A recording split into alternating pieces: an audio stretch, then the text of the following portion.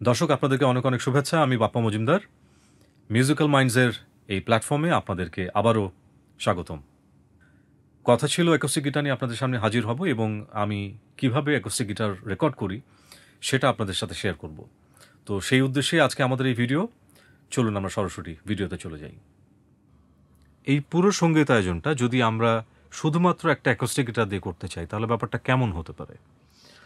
আমি নিজে কখনো চেষ্টা করিনি, তো এই সুযোগে আমার মনে হয় যে আমিও একটু চেষ্টা করে দেখি ব্যাপারটা কেমন হয়, কেমন হতে পারে। ওকে, আমি যে গিটারটা ব্যবহার করছি এই গিটারটা হচ্ছে মার্টিন গিটার, ভীষণ সুন্দর একটা গিটার। আর আর আমি যে মাইকটা ইউজ করছি মাইকটা হচ্ছে রোডের NT5। ইউজুয়ালি এই মাইকগুলো ব্যবহার হয় ড্রামসের ওভারহেডের জন্য। তো আমরা আজকে এটা দিয়েই গিটারটা টেক নিচ্ছি। আমরা একটা ট্র্যাক বানাই। প্রথমে আসি কিক ড্রাম।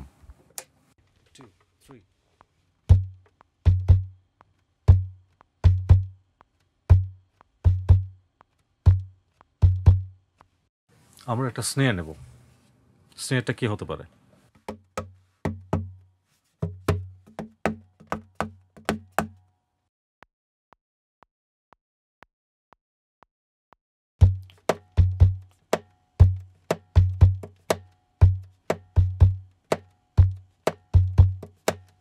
হাই হ্যাটসের মতো কিছু বাজাতে চাই, তাহলে কেমন হতে পারে?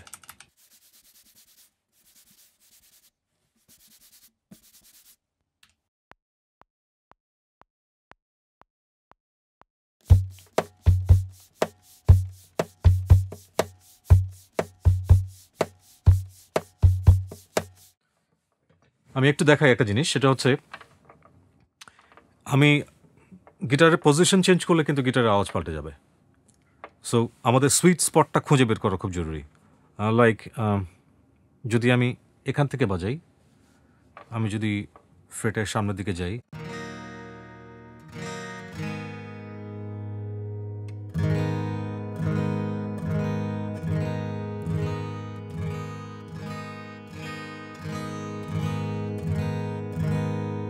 পজিশন চেঞ্জ করার সাথে সাথে গিটারের আওয়াজ পাল্টে যাচ্ছে। সো আমাদের খুঁজে বের করতে হবে যে কোন জায়গাটাতে গিটারের আওয়াজটা সব থেকে বেশি ভালো লাগছে। আমার মাইক্রোফোনটা গিটার থেকে প্রায় 6 থেকে 8 ইঞ্চি দূরে আছে।